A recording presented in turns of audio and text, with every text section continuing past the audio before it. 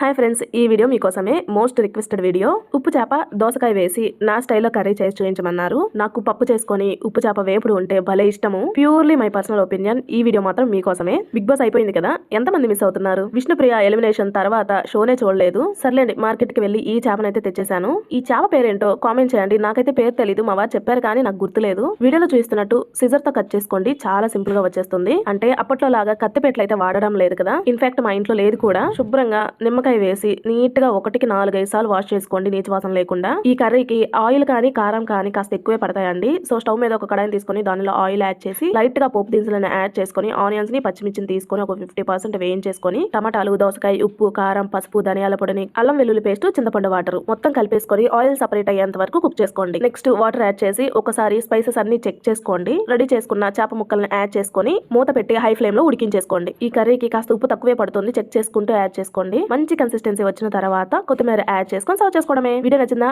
అయితే ఇలాంటి మరెన్నో టేస్టీ రుచుల కోసం మాత్రం లైక్ చేసి సబ్స్క్రైబ్ చేసుకోండి.